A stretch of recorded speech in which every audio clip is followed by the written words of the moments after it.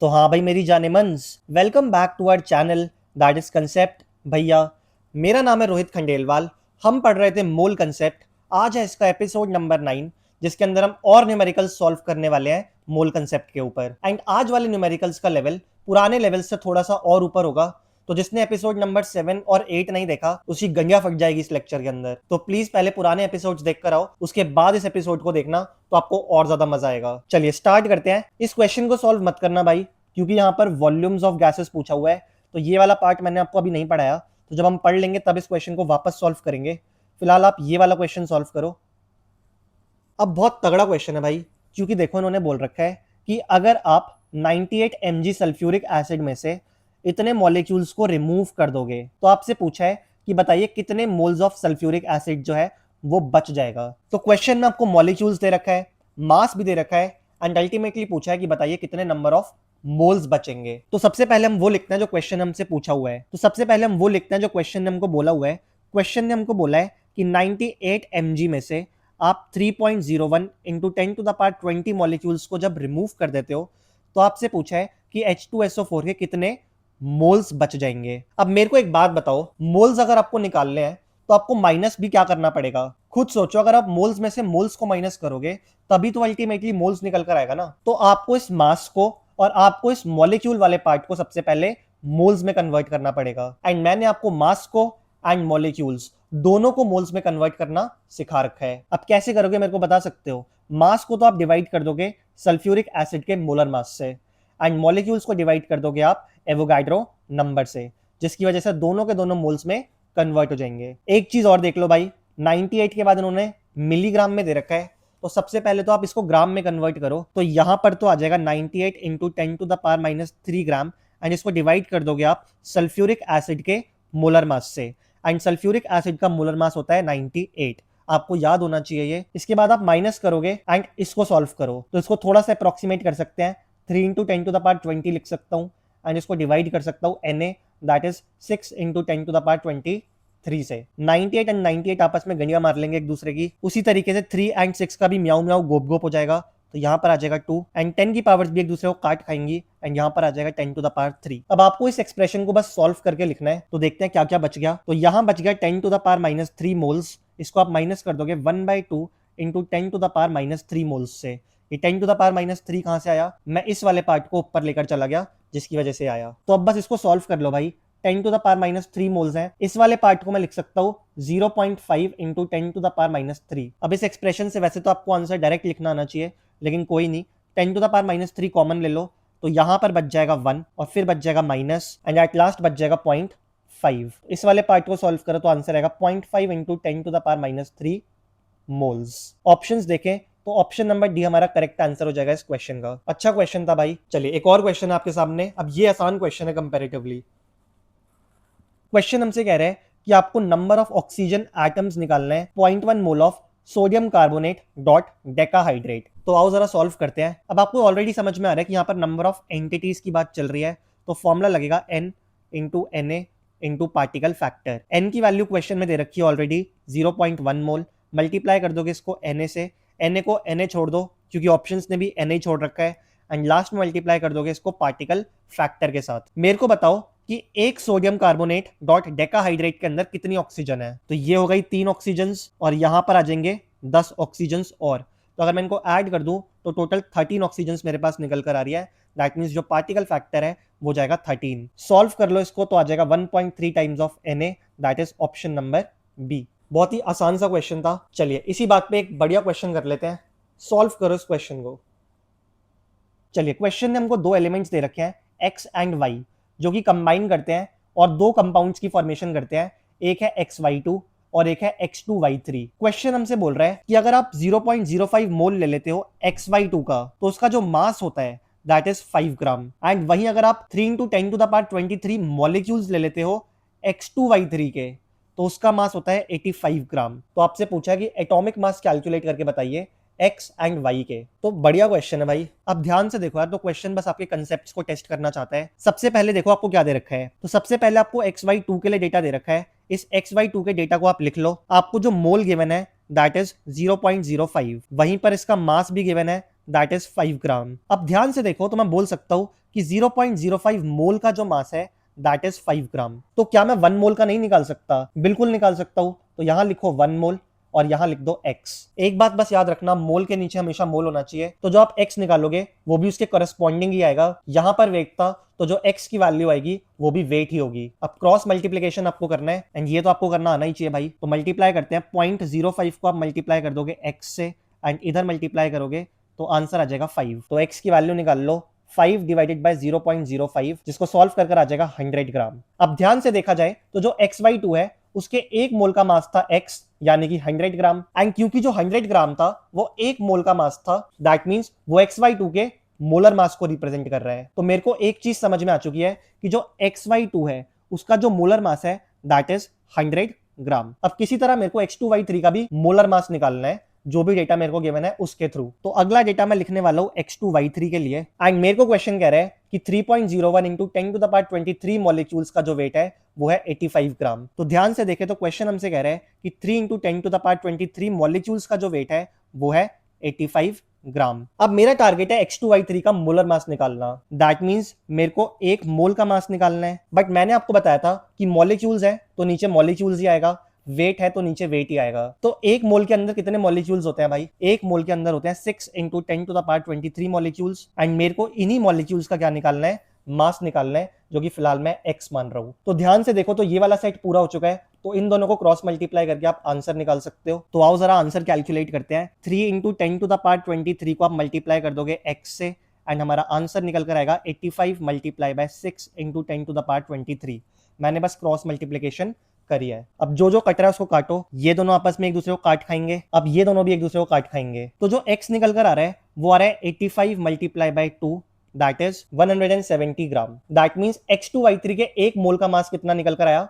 170 ग्राम निकल कर आया। बट क्वेश्चन ने हमसे x और y का मास पूछा है, ना कि XY2 और X2Y3 का। तो अभी तक हमने क्या निकाला है वो देखो, हमने निकाला है कि जो XY2 का मास है दैट इज 100 ग्राम। अब मेरे को बताओ ये 100 ग्राम आया कैसे होगा? कैसे निकालते हैं आप मोलर मास को? ध्यान से देखो, अगर आपके पास MgCl2 होता तो आप इसका मास कैसे निकालते?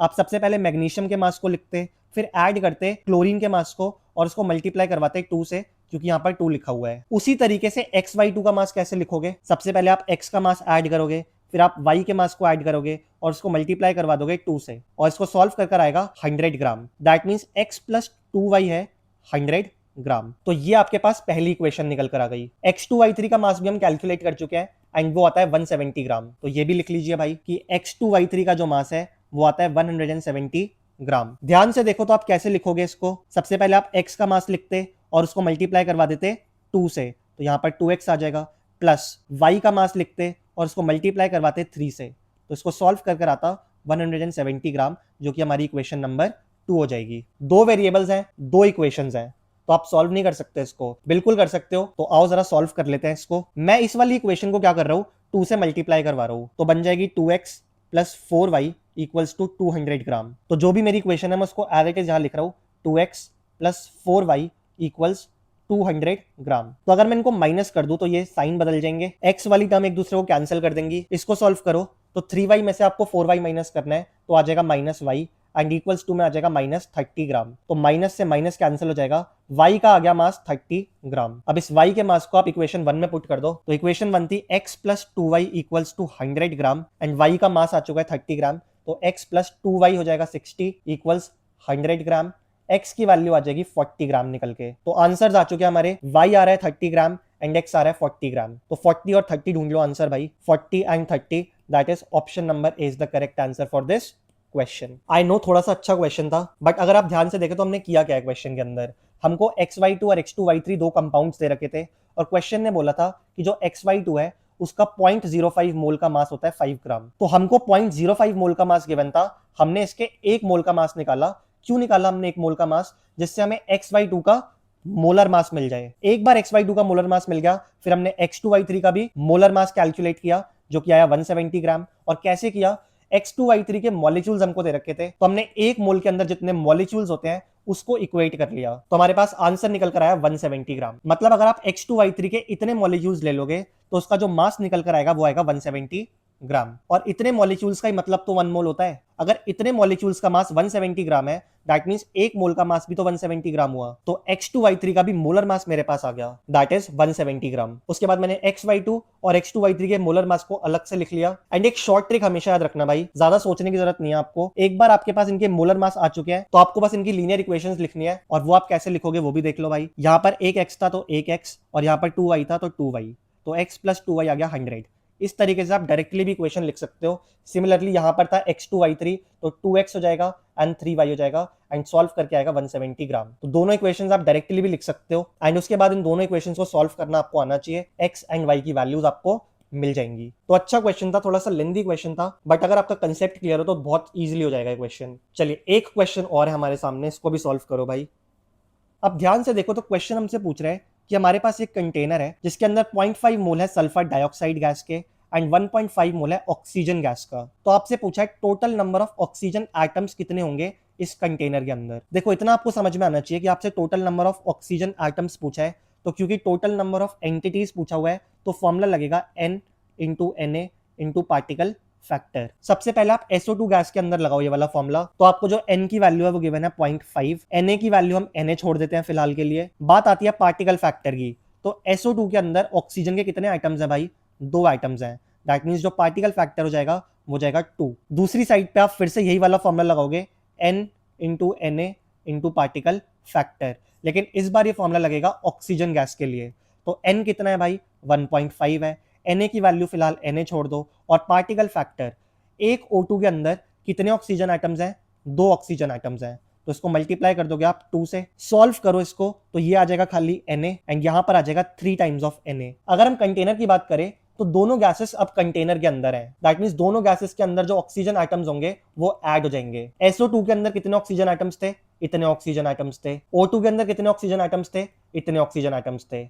अब जब दोनों सेम कंटेनर में चली जाएंगी तो ये दोनों ऑक्सीजन आइटम्स ऐड हो जाएंगे, और हमारा आंसर आ जाएगा that is 4 times of Na। Question के अंदर Na की वैल्यू पुट करी गई है तो आप भी डाल लो, 4 into 6 into 10 to the power 23। इसको सॉल्व करके आएगा 24 into 10 to the power 23, and इसको 1 डेसिमल पॉइंट तक ले जाओ तो आंसर आ जाएगा 2.4 into 10 to the power 24। And अगर हम ऑप्शंस देखें तो option number C is the correct answer for this question. चलिए भाई एक क्वेश्चन और है आपके सामने, इसको भी सॉल्व कर लो। अच्छा क्वेश्चन है ये भी। क्वेश्चन हमसे कह रहे हैं कि आपके पास प्योर ग्लूकोज है जिसके अंदर इतने कार्बन आइटम्स हैं, तो आपसे पूछा है बताइए आपके पास कितना ग्लूकोज सैंपल प्रेजेंट है। बहुत ही प्यारा क्वेश्चन है, एंड अगर आप इस क्वेश्चन को सॉल्व कर पा रहे हो ना, दैट मींस आपका कंसेप्ट बिल्कुल क्लियर है। चलिए क्वेश्चन हमसे कह रहा है कि आपके पास ग्लूकोज है दैट इज C6H12O6। अब सबसे पहले मेरे को बताओ कि यहां पर आपको क्वेश्चन में गिवन क्या है। आपको क्वेश्चन में कार्बन आइटम्स गिवन है, यानी कि नंबर ऑफ एंटिटीज गिवन है, तो जो गिवन है उसी का फॉर्मूला लगा दो। नंबर ऑफ एंटिटीज का फॉर्मूला क्या होता है, n into Na into particle factor, और इसकी वैल्यू आपको गिवन है that is 6 into 10 to the power 23। अच्छा सॉरी 23 नहीं दे रखा, 22 दे रखा है। देखो ऐसे चालाकी भी करते हैं लोग, ठीक है, तो थोड़ा सा ध्यान से देखना वरना तुम्हारे -4 हो जाएंगे। और इसको मैंने थोड़ा सा अप्रोक्सीमेट कर रखा है। अब सबसे पहले मैं n की वैल्यू लिखता हूं जो मेरे को गिवन ही नहीं है, तो n की वैल्यू तो मैं नहीं लिख सकता। मल्टीप्लाई करेंगे इसको Na से, तो Na की वैल्यू होती है 6 into 10 to the power 23। Multiply करो इसको पार्टिकल फैक्टर से। मेरे को बताओ कि आपको नंबर ऑफ एंटिटीज किस चीज की दे रखी है, कार्बन आइटम्स की दे रखी है। दैट मीन्स जो पार्टिकल फैक्टर होगा वो भी कार्बन आइटम्स के लिए लिखोगे। तो एक ग्लूकोज मॉलिक्यूल के अंदर कितने कार्बन आइटम्स है भाई, 6 कार्बन आइटम्स हैं, तो पार्टिकल फैक्टर हो जाएगा हमारा 6, एंड इसको सॉल्व करके आ रहा है 6 into 10 to the power 22।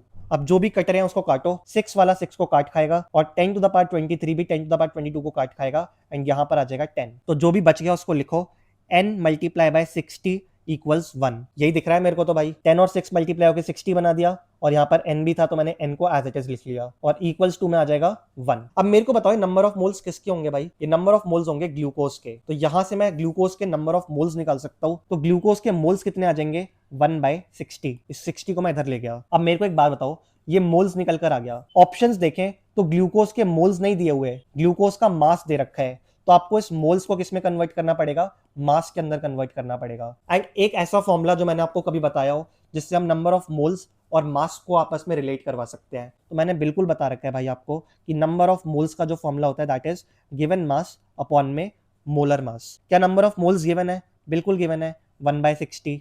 Given mass ही तो आपको निकालना है, डिवाइड कर दोगे मोलर मास से। एंड मैंने आपको बताया था कि जो ग्लूकोज होता है उसका मोलर मास होता है 180 ग्राम। याद कर लो इसको, तो यहाँ पर आ जाएगा 180 ग्राम। इनको काटो तो यहाँ पर आ जाएगा 3। दैट मीन्स जो गिवन मास है दैट इज 3 ग्राम। ऑप्शन देख लो भाई, option number B is the correct answer for this question. अच्छा क्वेश्चन था एंड आपको समझ में भी आना चाहिए। चलिए भाई, एक क्वेश्चन और है आपके सामने, पॉज करो वीडियो को एंड सॉल्व करो इस क्वेश्चन को। अब आई होप तुमने इस क्वेश्चन को सॉल्व करा होगा।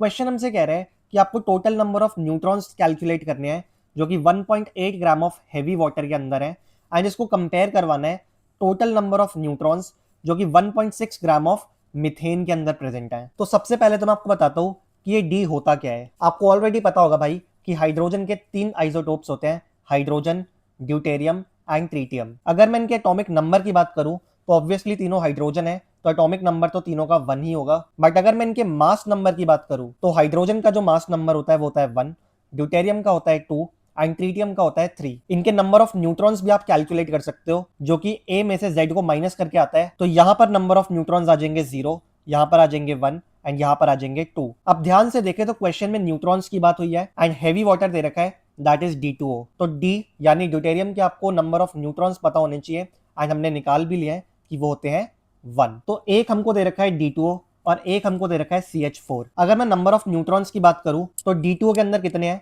एक डी के अंदर मैंने आपको जस्ट अभी बताया कि 1 होता है एंड इसको मल्टीप्लाई करवा दोगे 2 से, एंड ऑक्सीजन के अंदर होते हैं 8। इसको सॉल्व करके आंसर आ जाएगा 10। दैट मींस हैवी वाटर यानी D2O के अंदर टोटल 10 न्यूट्रॉन्स प्रेजेंट होते हैं। वहीं अगर मैं CH4 की बात कर लूं भाई तो इसके अंदर भी नंबर ऑफ न्यूट्रॉन्स कैलकुलेट कर लेते हैं। कार्बन के अंदर होते हैं टोटल 6 एंड हाइड्रोजन के अंदर एक भी न्यूट्रॉन नहीं होता, दैट मींस 0। तो टोटल आ जाएगा 6। वहीं अगर मैं इनके मोलर मास की भी बात कर लेता हूं तो D2O का मोलर मास निकालो भाई। एक डी का मास कितना होता है, एक डी का मास होता है 2, तो यहाँ पर आ जाएगा 2 एंड इसको मल्टीप्लाई करवा दोगे 2 से बिकॉज यहाँ पर 2 लगा हुआ है।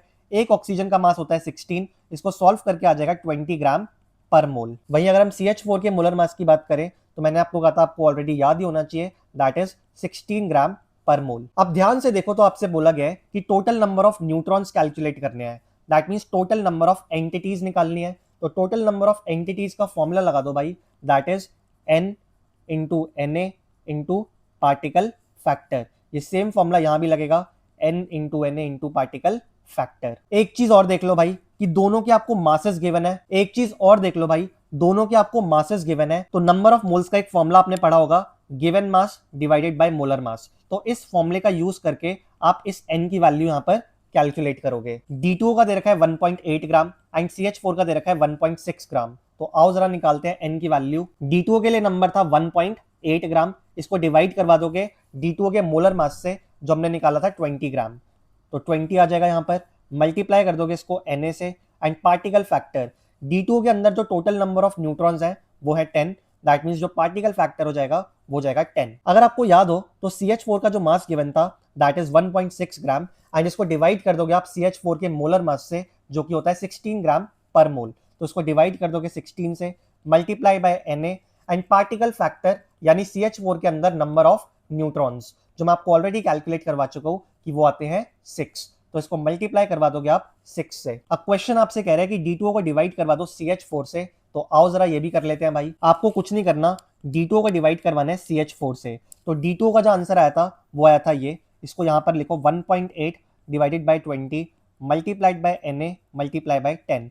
इसको डिवाइड कर दोगे आप CH4 से जिसका आंसर आया था ये, that means 1.6 divided by 16 multiplied by Na multiply by 6। अब आपको बस इसको सॉल्व करना है भाई। Na से Na अपनी गंडियां मरवा लेगा, इस पॉइंट को हटाओ तो यहाँ पर 0 आ जाएगा और इनकी जब कटम कटाई करोगे तो 1/10 आ जाएगा। 1.8 को 10 से मल्टीप्लाई करवाओगे तो आएगा 18, इसको डिवाइड कर दोगे 20 से, अपॉन में आ जाएगा हमारे पास 6 multiply by 1 that is 6 and इसको डिवाइड कर दोगे आप 10 से। 0 से 0 भी अपनी गंडियां मरवा लेगा और ये वाला 6 चला जाएगा यहाँ पर, ये वाला 1 चला जाएगा यहाँ पर। दैट मींस ओवरऑल सॉल्व करके आएगा 18 डिवाइडेड बाय 12 एंड इसको सॉल्व करोगे तो आंसर आ रहा है हमारे पास 3:2। तो फाइनल आंसर हमारे पास 3:2 आ रहा है। ऑप्शन देखे तो option number D is the correct answer for this question. I hope ये क्वेश्चन आपको समझ में आया होगा। बहुत ही प्यारा क्वेश्चन था क्योंकि सारा का सारा खेल ड्यूटेरियम पे हो गया था। अगर ट्रीटियम भी दे रखा हो तो वो भी आप निकाल सकते हो भाई, ऐसी भी कोई दिक्कत वाली बात नहीं है। अपनी फॉर्मूला शीट के अंदर इस चीज को जरूर ऐड कर लेना। चलिए लास्ट क्वेश्चन कर लेते हैं आज का। पॉज करो भाई वीडियो को एंड सॉल्व करो इस क्वेश्चन को। चलिए क्वेश्चन हमसे कह रहे हैं